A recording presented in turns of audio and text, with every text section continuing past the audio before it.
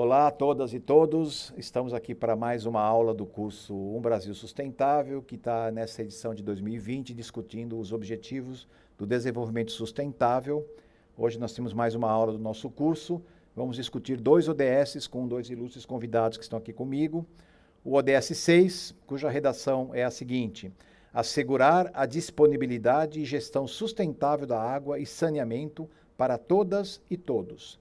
E para nos trazer algumas informações e trazer um debate importante sobre este tema, eu convidei aqui a professora Marta Marcondes, da Universidade Municipal de São Caetano do Sul.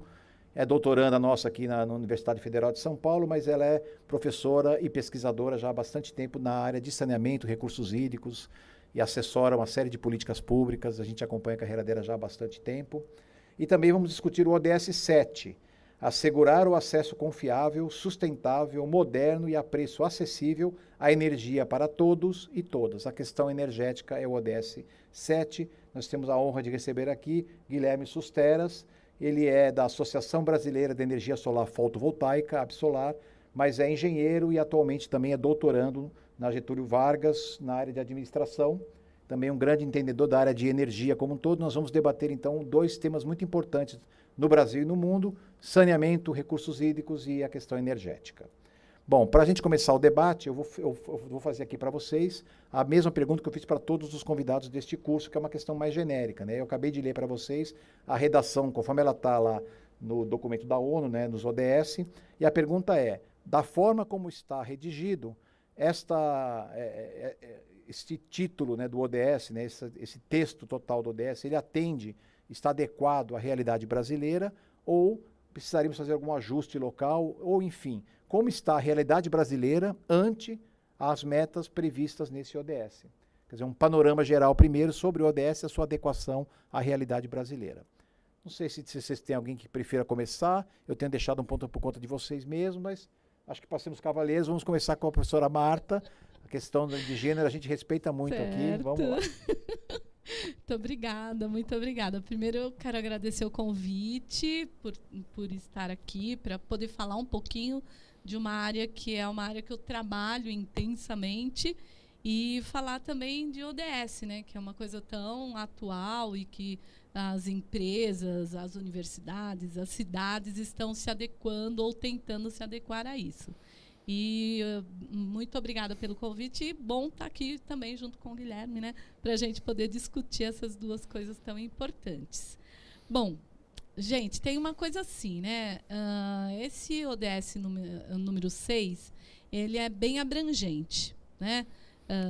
Óbvio que, se você pegar o texto, você vai ver que tem 6 pontos principais que estão sendo descritos nesse momento. Um primeiro ponto seria essa questão da universalização da água com qualidade, né? Mas, para ter água com qualidade, tem um outro ponto que fala que nós devemos fazer com que nós tenhamos a preservação das áreas que são produtoras de água, né? Para que você tenha água com qualidade para todo mundo, local de produção de água, você tem que ter também o quê? A qualidade não ser prejudicada com o lançamento de efluentes e esgotos, isso tudo está lá no texto, tá, gente? No texto dessa ODS está ali. Aí, gente, você vê que já está amarrando 3 coisas, né? Que a primeira coisa é você ter todas as pessoas com acesso à água. A segunda coisa é você ter produção desta água. A terceira coisa é você fazer com que essa água seja de qualidade. Para isso, você não pode lançar esse esgoto não tratado nesses locais. Aí depois, gente, tem 2 outros pontos que eu acho importantes, que um ponto é você valorizar as comunidades tradicionais, principalmente indígenas, quilombolas, caiçaras, pescadores. Até me dá uma coisa assim, porque eu trabalho muito com indígenas, né? Então a gente sabe o quanto eles preservam muito mais as áreas de mananciais do que nós, né? Não indígenas. Então isso é um ponto que também tem na ODS. E um outro ponto que é a questão da transfronteiriça, né? Porque as bacias hidrográficas, elas transcendem essa fronteira do país. Então, a gente tem realmente que conversar com outros países, os nossos países aqui, que nós fazemos fronteiras, porque a água não tem esse limite. Tá? E um outro ponto importante que diz na ODS é também a questão de como você disponibilizar essa água. Né? E aí, gente, como disponibilizar água significa assim, quem tem acesso a essa água? Tá? Bom, nesse bojo, né, nós já temos coisas que são pertinentes, sim, ao Brasil, que tem, bastaria que a gente fizesse as adequações regionais, porque eu acredito nessa regionalidade, né, cada um tem sua característica, mas tem pontos que eu critico, que aí eu vou falar depois ao longo, né, quais são as minhas críticas, e tem pontos que eu tenho medo, né, quando você fala quem é que vai estar no comando dessa disponibilização de água. Quando, por exemplo, num novo marco regulatório que nós temos aqui no Brasil, se fala em privatização dessa água.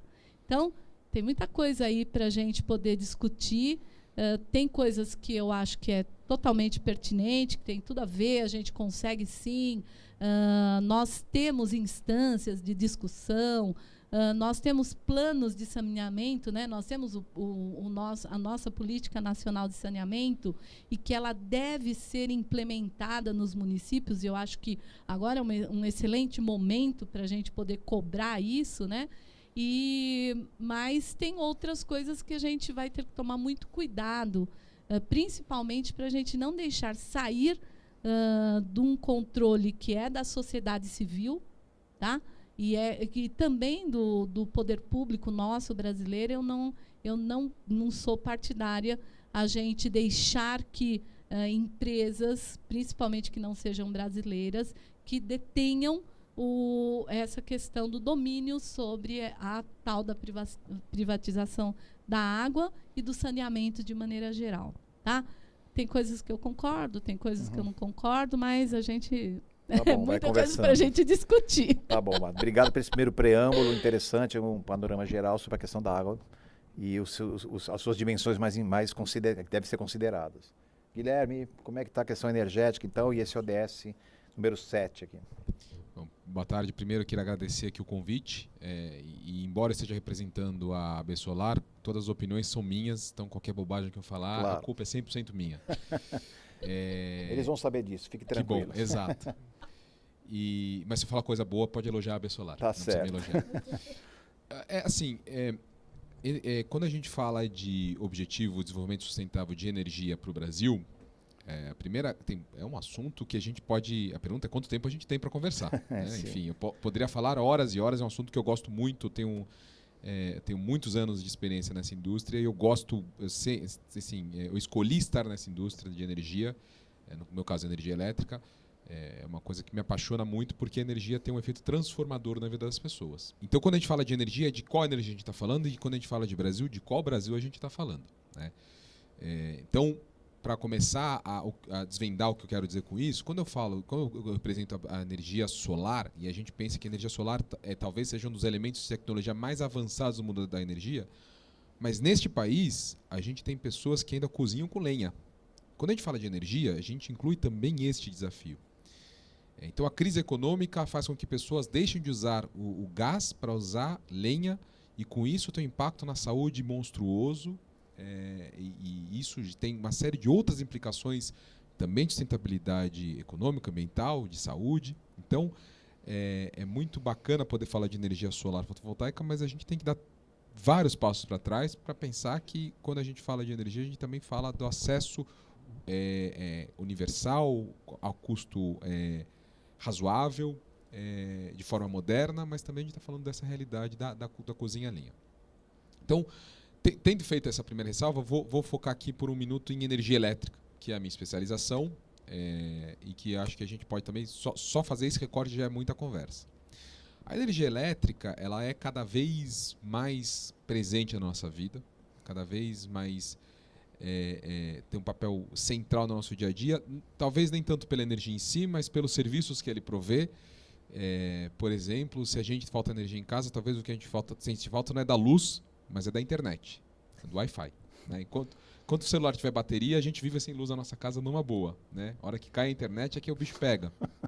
Então, a energia ela é um agente central porque os serviços essenciais do nosso bem-estar são cada vez mais críticos para o nosso dia a dia. Né? Eu lembro, nos anos 80, quando eu crescia, que se a gente ficasse sem luz, acendia uma vela, ligava o radinho de pilha e vida que segue. Né? Até fazer um acampamento na sala, meio que se divertia. Né? E hoje, acho que alguns minutos sem luz deixa as pessoas tensas.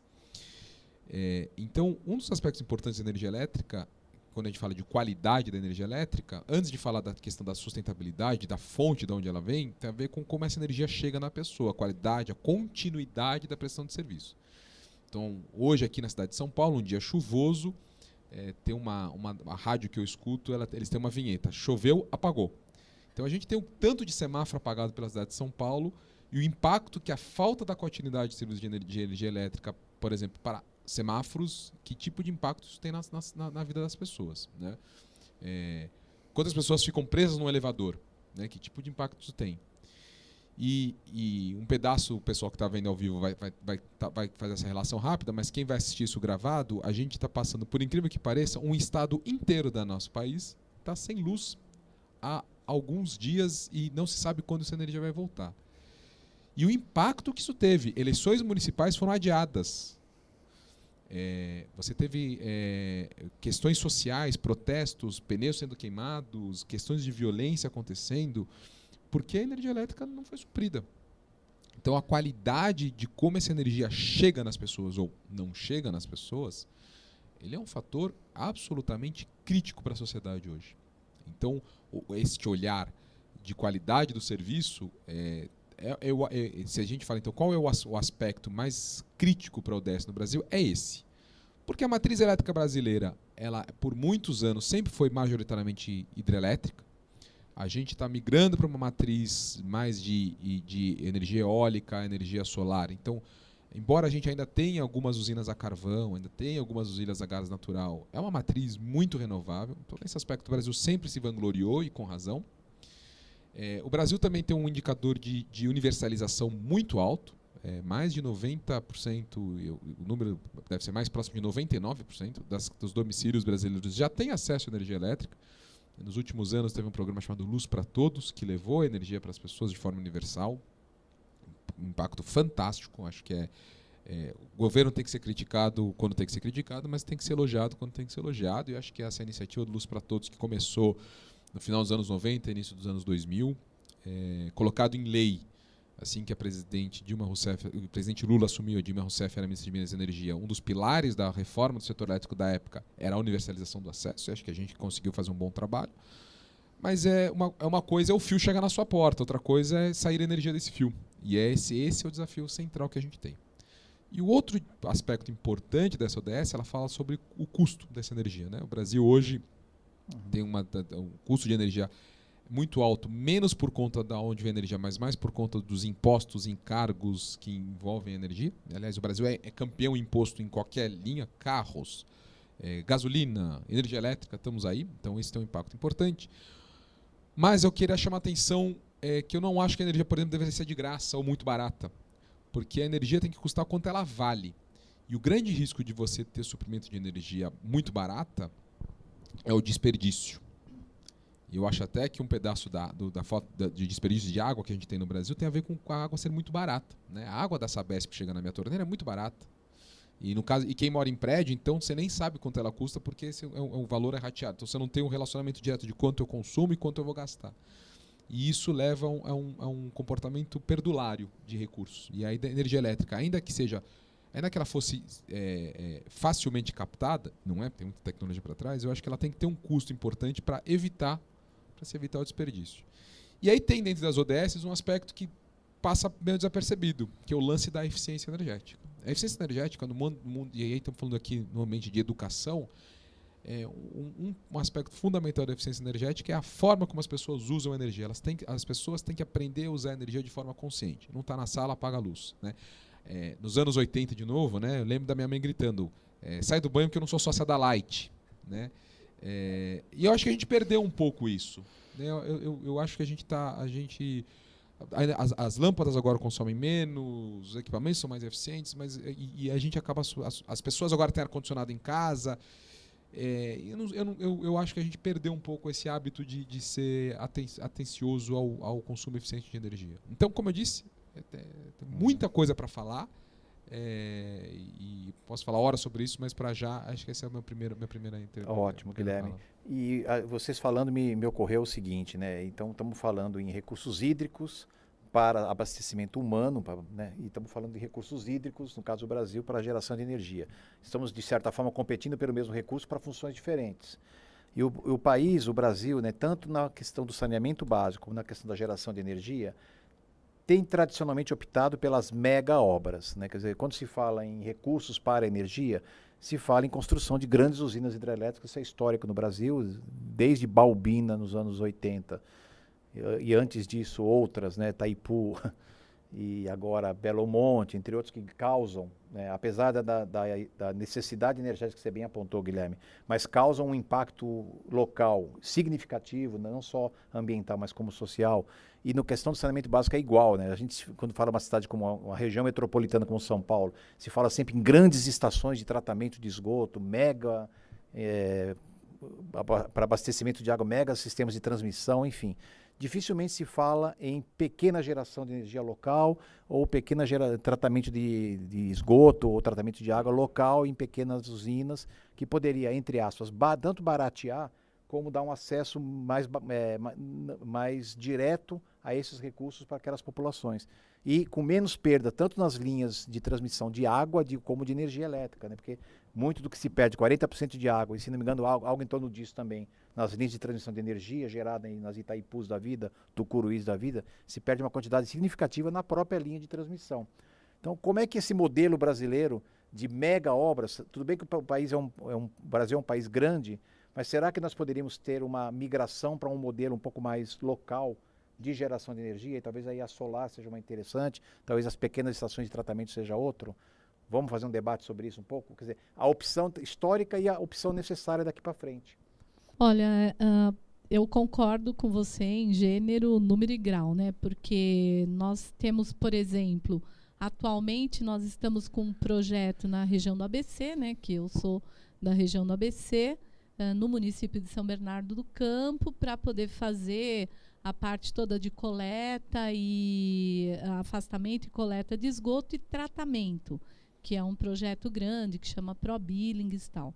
E fazendo assim, uma obra muito grande de coletor-tronco, para que esse esgoto seja tratado ou na estação ABC, que é em São Caetano, que está ali a 20, 30 quilômetros, ou se não em outras estações mais longínquas ainda. Né? Eu acho isso um absurdo, porque eu acho que cada município deveria ter condições de fazer pequenas estações, que isso não é um absurdo fazer, né? Ou um consórcio ali, como nós da região do ABC, um consórcio ali, mesmo porque, gente, quando você fala, por exemplo, da região do ABC, nós temos morrotes, nós temos, né, uma questão de relevo, que você tem que subir tudo aquilo, e aí você tem que gastar energia para isso. Então, acho que nós deveríamos sim ir para uma outra opção de tratamento de esgoto, por exemplo, né? E também distribuição de água. Embora, sim, né, eu sou como o Guilherme, daí a César o que é de César, né? Embora, quando você fala da Sabesp, por exemplo, na distribuição de água, faz um trabalho bem bacana, manda para as caixas d'água dos municípios, né? Aí o município é responsável pela qualidade de água, por avaliar a qualidade de água que ele está recebendo, tal. Mas, de qualquer maneira, a gente tem uma perda muito grande aí. Então, eu acho que, primeiro, deveríamos, sim, pensar em fazer coisas regionalizadas, tanto estação de tratamento de água como estação de tratamento de esgoto, deveríamos sim pensar em fazer os pequenos módulos de tratamento de esgoto que a gente pode, por exemplo, numa área como pós-balsa ali da Billings, ou numa zona no extremo sul de São Paulo, onde a gente tem Grajaú, Cantinho do Céu, Jardim Apurá, tal, pequenos módulos, ou estimular também os módulos quando você tem no meio rural, que você pode estimular pequenos módulos mesmo de tratamento de esgoto, como a gente já fez dentro das aldeias, com banheiros que são feitos, né, a partir de um biodigestor, que inclusive gera energia, né, dentro de uma das aldeias, que é a aldeia do Jaraguá. A gente tem um banheiro que gera energia, essa energia vai para o fogão, que eles cozinham e acende uma luz ainda por cima, né? Então é um negócio muito legal. É possível ser feito, né? Eu não sei por que a gente não tem mais estímulos, mais incentivos para isso.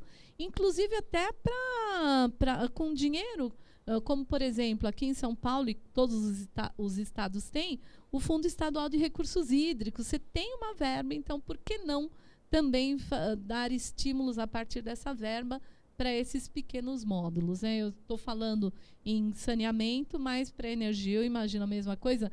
E até tem uma experiência muito legal, um pescador lá da Billings, o João, queridaço, assim, meu parceiro de barco mesmo, ele que me leva para lá e para cá. Ele assim, professora, vou comprar umas placas de energia solar. Eu falei, João, é mesmo, menina? Ele falou, bom, faz um ano que ele botou lá as placas, porque ele tem os freezers, né? Que ele é pescador e tal. Gente, ele falou que ele está mega feliz. Ele gastou inicialmente uma grana que ele tinha e tal, mas ele falou, agora eu vendo energia, meu relógio vira ao contrário, eu nunca tinha visto aquilo, né? Então é uma coisa muito legal. E é uma pessoa assim, hiper simples, que ele viu isso, a gente discutindo muito e tal. Ele falou, vou botar isso lá em casa, hein? Será que dá certo? E fez. Entendeu? Então, acho que estimular esses pequenos módulos é uma coisa bacana. Gente, a Cantareira, por exemplo, o nosso reservatório, traz água de Minas Gerais, gente. Isso é um absurdo. Né? Com nossa região aqui da Serra do Mar, lotada de nascentes maravilhosas, que a gente podia tratar melhor isso e ter essa água. E com 2 rios cruzando a cidade, com um fluxo de água permanente, então, só que totalmente poluídos. Para quê, né? Então, por isso que é essa coisa da ODS que eu bato em cima aí. Tem muita coisa ainda. Guilherme, então, basicamente a descentralização, né, na verdade, esse é um ótimo ponto, né? A gente, na indústria de energia, a gente diz que a gente está vivendo a época da energia 3D, né? Que é a descentralização, a descarbonização e a digitalização, né? Eu, particularmente, gosto de adicionar um 4D, que é a democratização, né? Que a indústria não coloca, mas eu particularmente, acho muito importante. Essa história que você contou do pescador colocando o painel solar na sua casa é o exemplo para mim da democratização.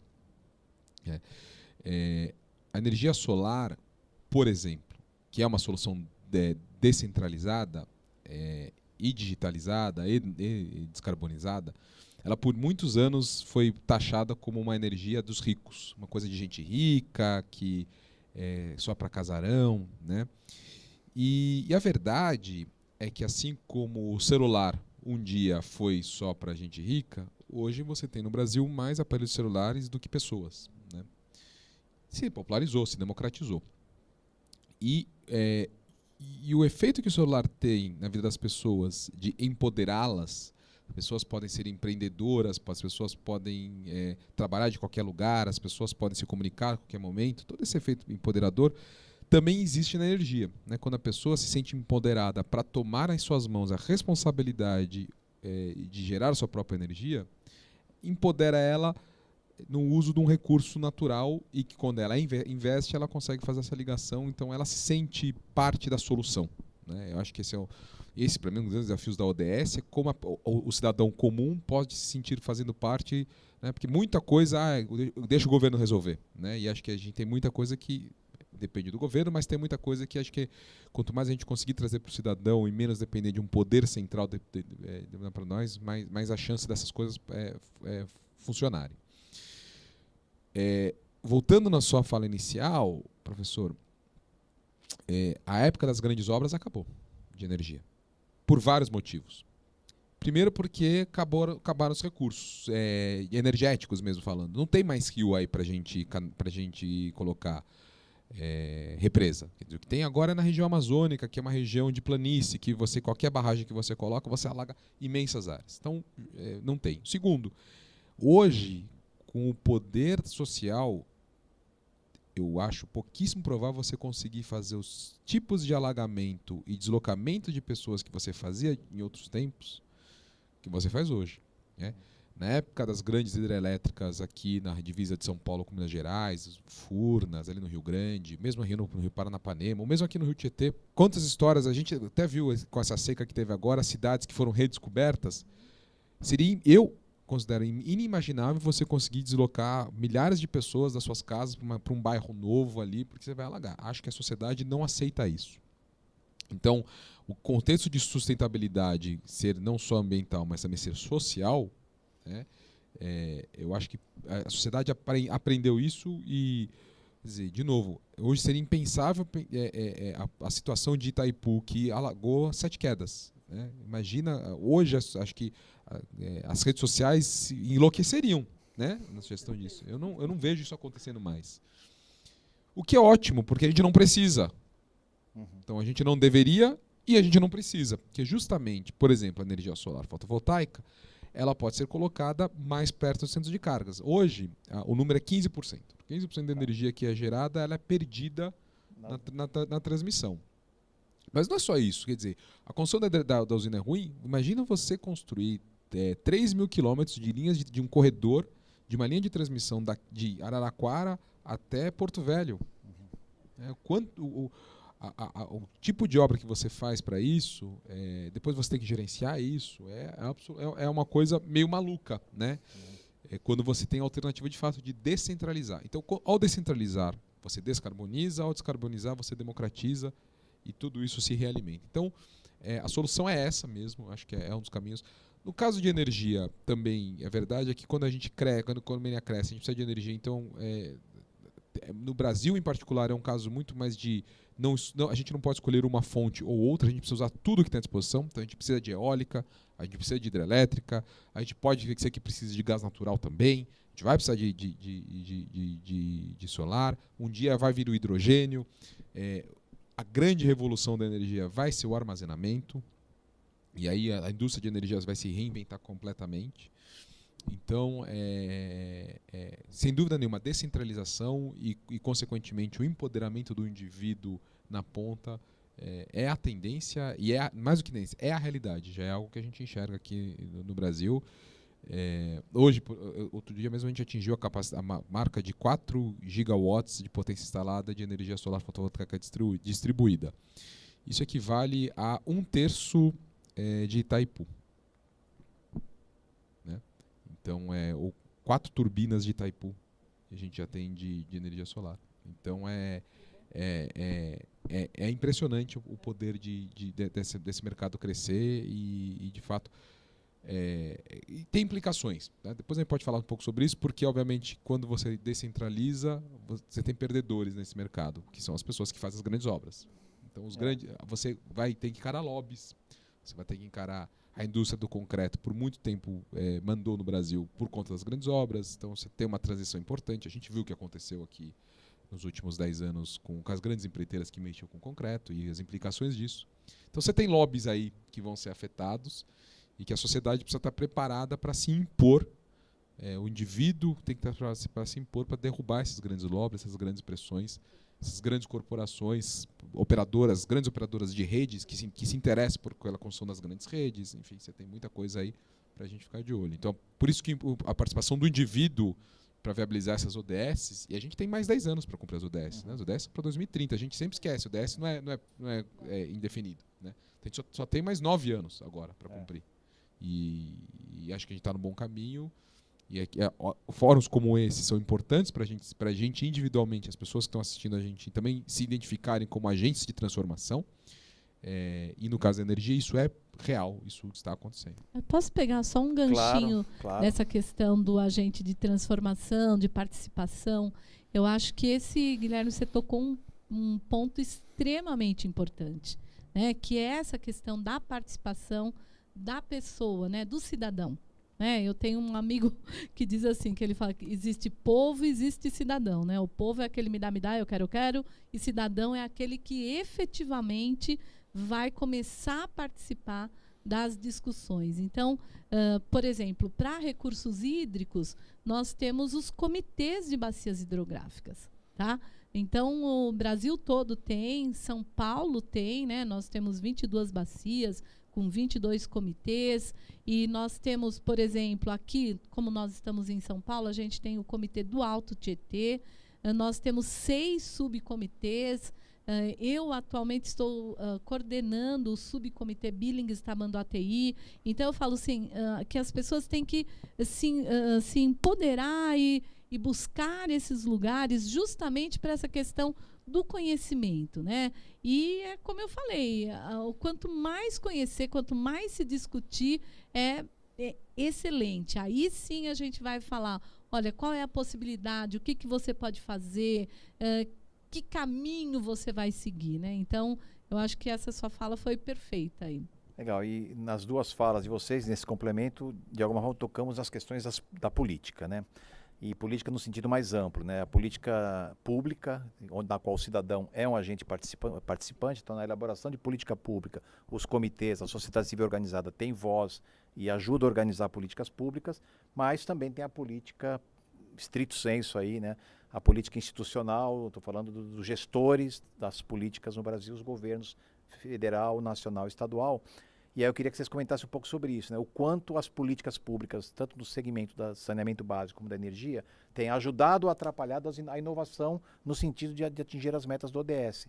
Nós temos, você citou, Marta, o Programa Nacional de Saneamento Básico, mas ele está constantemente tendo suas metas adiadas, a implementação dos municípios sempre, agora daqui a 10 anos mais, então aí chega aos 10 anos, mais 10, mais 10. Quer dizer, o quanto que tem um pouco de descaso aí, né, do poder público na implementação, e na questão energética a mesma coisa, uma série de metas nacionais que são colocadas aí, principalmente de redução, né, a gente está falando em geração, mas tem a questão de que assim, o Brasil poderia ser um país que conseguiria, por eficiência energética, diminuir a demanda, né, até para ter que gerar menos energia. Então, a questão energética caminha por dois lados e está previsto na política nacional de energia, né? Então, eu queria que vocês falassem um pouco sobre a questão política, né? O quanto atrapalha, o quanto ajuda, o quanto nós estamos patinando, onde é que nós conseguimos furar o bloqueio.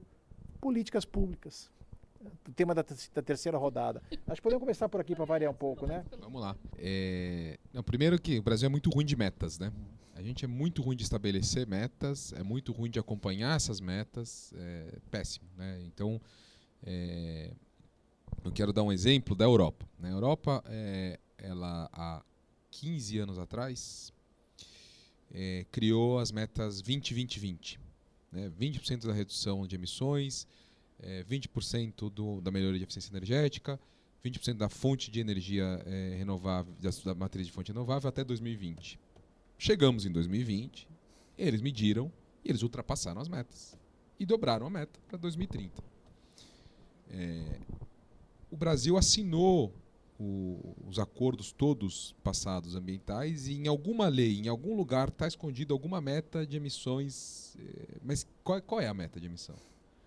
Eu não sou um cidadão europeu e eu sei da meta 20-20-20. Qual que é a meta brasileira?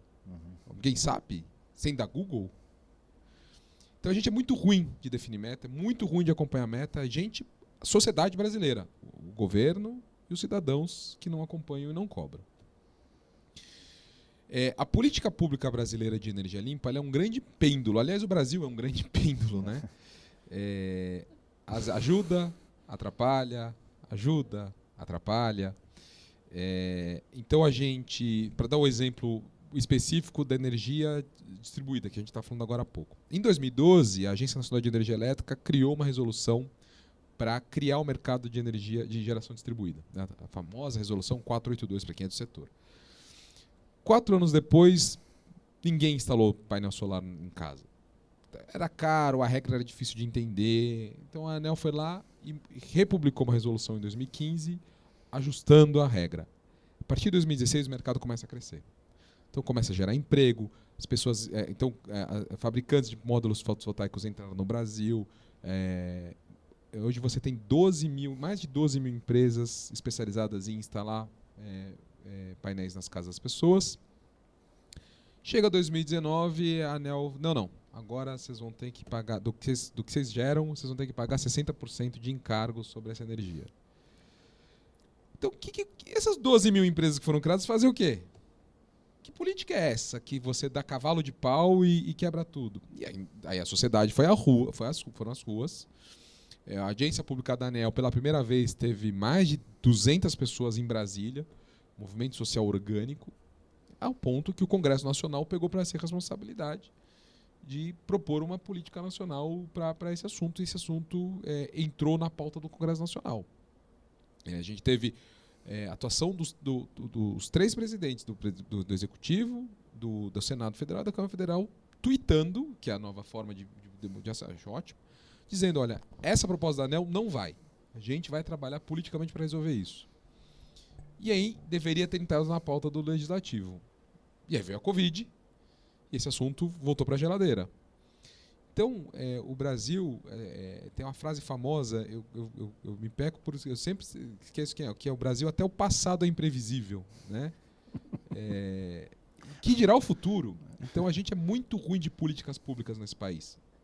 E quando essa política tem e deveria ter, a gente é muito ruim de definir metas e acompanhar essas metas. Então, tudo isso para dizer que tem um trabalho importantíssimo de engajamento com os poderes, Ministério de Minas e Energia, Ministério da Economia, Presidência da República, Congresso Nacional, mas a gente também tem um papel, a gente tem que se educar a cobrar essas metas e acompanhar essas metas. Isso é verdade na energia, enfim, e como cidadão eu percebo que isso é verdade de forma mais ampla.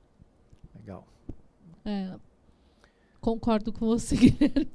É bem isso mesmo, né? Porque você vê, nós temos a Política Nacional de Resíduos Sólidos, que fez 10 anos agora em agosto.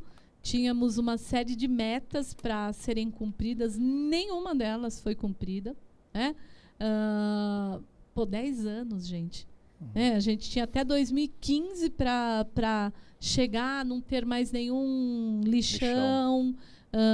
Que nós tivéssemos as cooperativas todas trabalhando com a questão da reciclagem e de repente você vê as pessoas falando de incineração. Aí você fala assim, gente, incineração nem sequer estava na política. Né? Como é que você fala de incineração se você não cumpriu tudo aquilo que tinha que ser cumprido antes, né? Que era o quê? Olha, a gente tem que repensar como é que nós vamos fazer a coleta, de que maneira que a gente vai fazer isso, como é que a gente vai trabalhar com os nossos catadores, né? Então, poxa, se a gente não cumpriu nem isso, como é que a gente vai querer agora falar de incineração, gente? Não tem acordo, né? Então, eu concordo com você que nós somos muito, muito ruins mesmo de cumprir metas, né, e de cobrar. A Política Nacional de Saneamento, ela também tinha metas para serem cumpridas, lembrando, né, que o saneamento ele tem 4 pilares importantes, que são resíduos sólidos, abastecimento de água, esgotamento sanitário e drenagem urbana, né? E aí eu vejo assim na drenagem urbana, né, para gente que mora aqui na região metropolitana de São Paulo, quando chove, você fica morrendo de medo, né? Você fala assim, não sei se eu vou sair de casa, gente, porque vai encher. Né? Aí você fala assim, por quê? Porque você não tem um plano bacana de drenagem urbana. O plano que se tem é um plano antigo, que é de fazer piscinão. E aí você vira e fala, gente, piscinão é a coisa mais retrógrada que existe na vida, né? E aí você vê, agora a gente passou pelas eleições, candidatos falando assim, vamos fazer o piscinão. Eu falo assim, gente, pelo amor de Deus, né? Que piscinão, tá louco, né? Piscinão, você tem que fazer parque, que faz absorção. Então, a gente tem um problema aí com essas questões de metas. Mas eu falo assim, né? Eu sou professora, né? Então eu sou otimista. Então eu falo assim, olha, eu trabalho com educação, né? Que é o que a gente está fazendo aqui.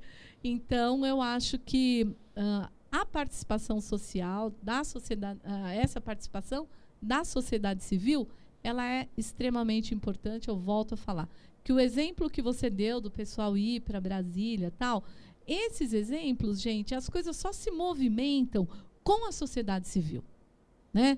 Então, o nosso dever é fazer o quê? Né? Eu falo meu dever enquanto representante da Universidade Municipal de São Caetano.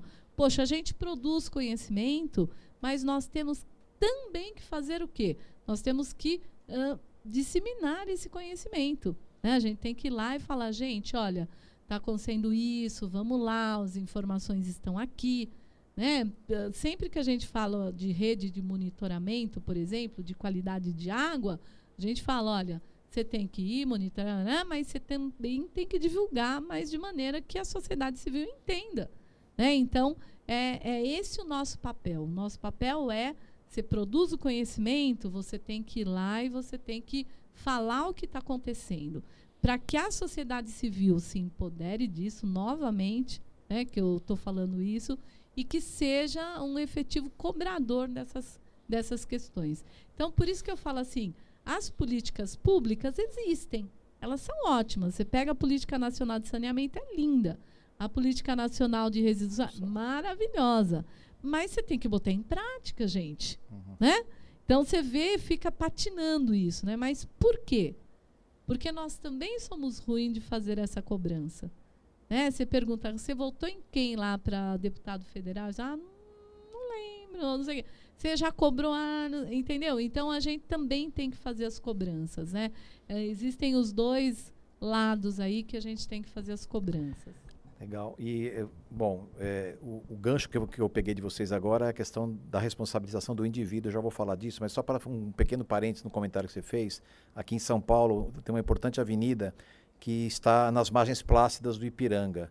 Aliás, literalmente, nas margens plácidas do Ipiranga é uma estrada, que é o início da Rodovia dos Imigrantes, é a Avenida Ricardo Jafé, e ali no final o encontro da rodovia com a Avenida Ricardo Jafé, havia uma área verde enorme, né, que era o encontro de várias avenidas, assim, vários canteiros com árvores imensas, enormes, e solo permeável que deixava a água penetrar e, portanto, ajudava a não ter enchente. O que aconteceram com essas árvores foram todas derrubadas e virou um piscinão que está sendo inaugurado em breve pela prefeitura aqui de São Paulo. Eu morava ali. Pois é. Eu morava, o meu apartamento tinha vista justamente ali a Barroca Zona Sul, uma escola de samba que fica ali embaixo. Mesmo. Eu levava meus cachorros para passear nessa região. Então, um cachorro meu aprendeu, foi adestrado embaixo dessas árvores. Então você viu a derrubada das árvores que ajudavam a permeabilizar o solo para construir um piscinão. Quer dizer, você totalmente ataca a causa, né? Quer dizer, a causa o solo está impermeável, né? Por isso que dá enchente. Aí tem um lugar que está permeável, você vai lá e permeabiliza com um piscinão. Quer dizer, você faz o contrário. Não dá para entender, mas enfim, esse foi um parênteses. Agora deixa eu voltar para uma questão importante, que acho que vocês estão falando sobre o quanto que o indivíduo pode se cobrar do órgão público, a responsabilidade que ele tem com as políticas públicas, mas tem uma outra possibilidade de participação cidadã que eu queria ver se eu ouvi o comentário de vocês como especialistas. A ideia da tal da casa sustentável. Quer dizer, o quanto, por exemplo, uma casa que tivesse solo permeável com quintais, né, com grama, plantas, enfim, captação de água de chuva com cisternas, tratamento de esgoto local da própria residência em pequenas estações de tratamento, ou energia solar, equipamentos ecoeficientes. Quer dizer, é possível e viável. Estamos quase dialogando com o ODS Cidades Sustentáveis aqui, né?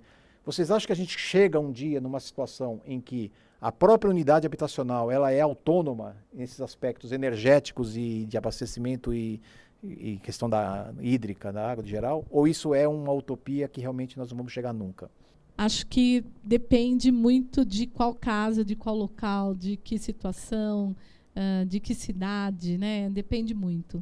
Né? Porque vou falar de região metropolitana de São Paulo, é um mosaico, né, de coisas. Então, você tem até casas que podem, né, que você consegue fazer isso, mas você tem outras moradias que você não consegue.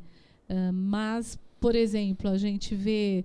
eu vou falar periferia mesmo, né? Vou falar Jardim Apurá, Cantinho do Céu, Grajaú, tal, que são casas muito próximas umas às outras, mas que eu já entrei em casa que as pessoas tinham pelo menos a sua composteira, né? Que estavam preocupados, tal, e que já se preocupava em mais janelas, em botar uma placa de energia lá, fazer um consórcio com os vizinhos, né? Então, vai depender muito dessa orientação, que eu sempre falo, que eu acho que nós, técnicos, podemos fazer essas orientações.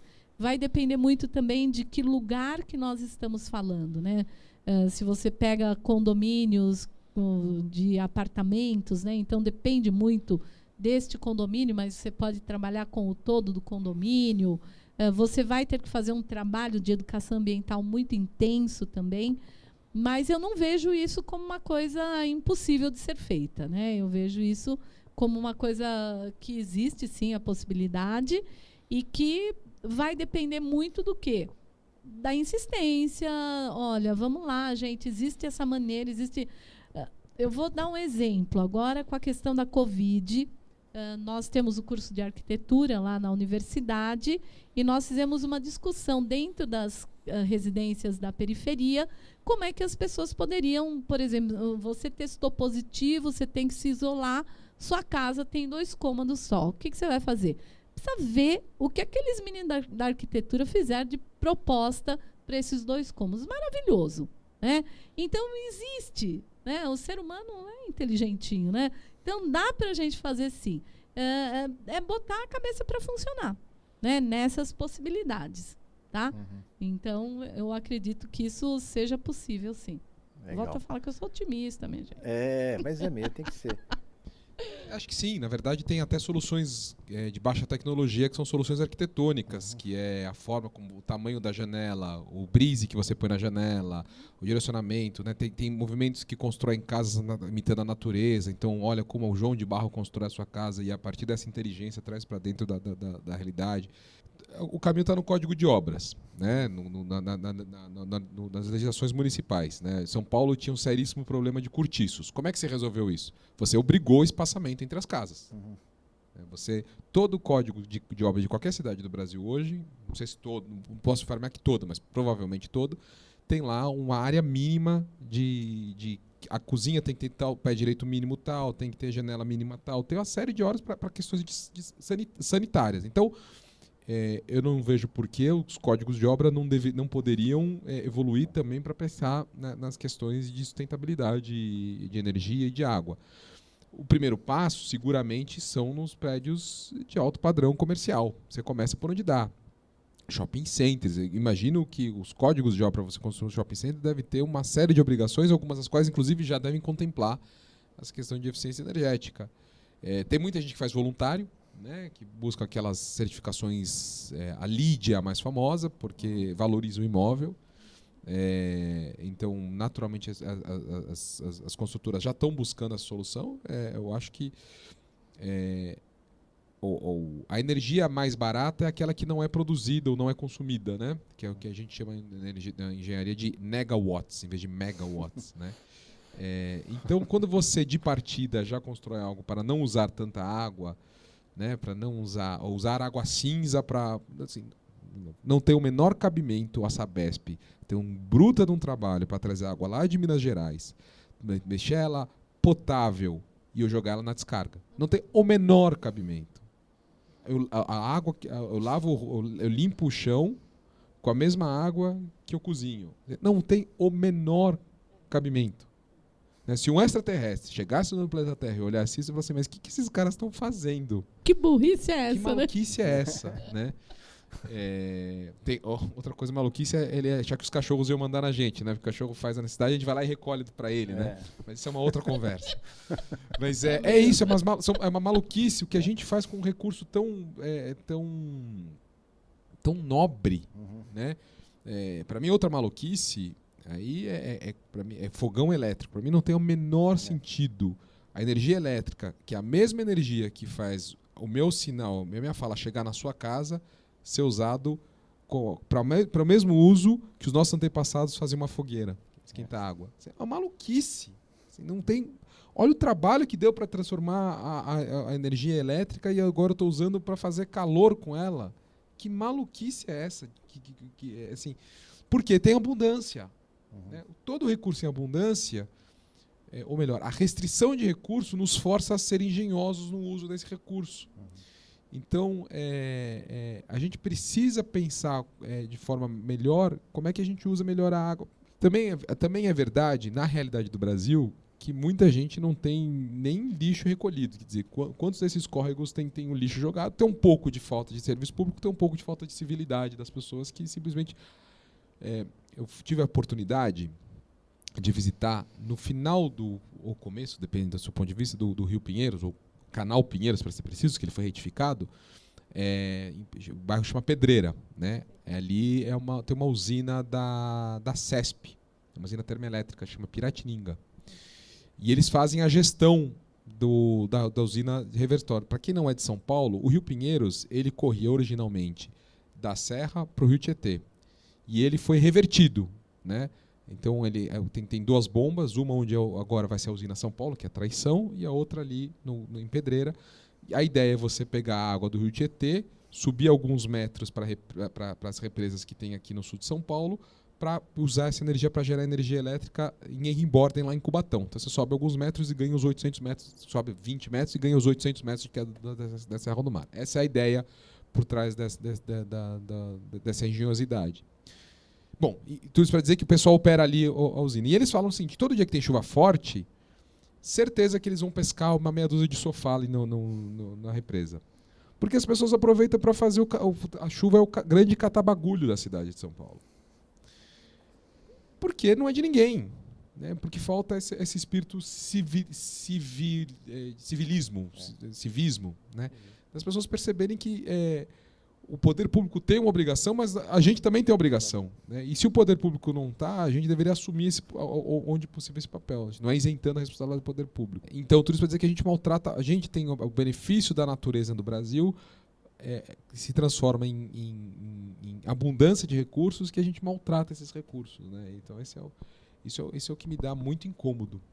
E só pegando o seu gancho, né, o reservatório Billings, que é um reservatório que foi criado inicialmente para geração de energia, mas que hoje é a grande possibilidade que a gente tem de abastecimento de água, recebe absurdamente, isso eu também não entendo como, a água do Rio Pinheiros, que é uma água extremamente poluída, né?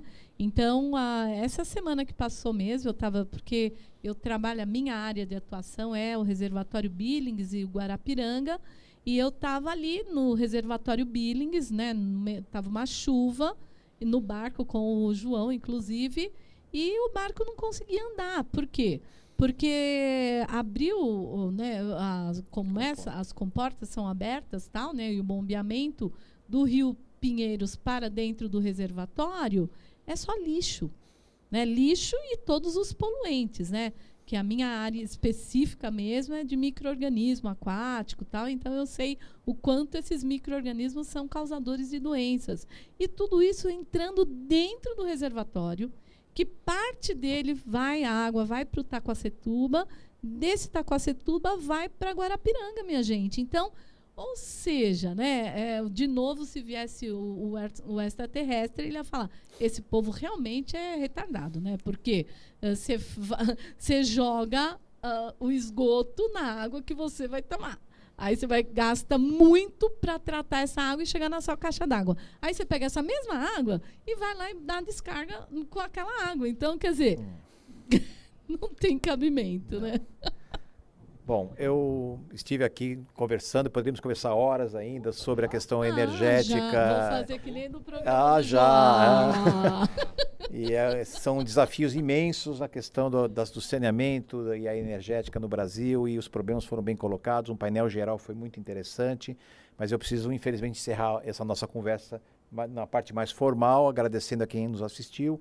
Esse tema, ele tem subtemas e outros subtemas, né, imensos. A gente nem falou dos acidentes de Mariana, Brumadinho, nem falamos da usina de Belo Monte, os impactos sociais, enfim. Vários outros temas derivados poderiam ser falados, né? Mas infelizmente a gente vai ficar por aqui hoje. Agradeço a quem nos ouviu e nós vamos passar para uma segunda sessão daqui a pouquinho, que é uma sessão de perguntas.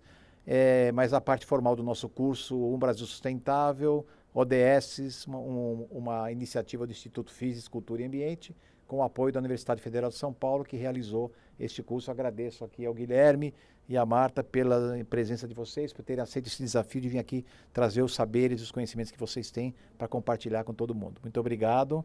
Muito obrigado. Eu é que agradeço. Obrigada mesmo.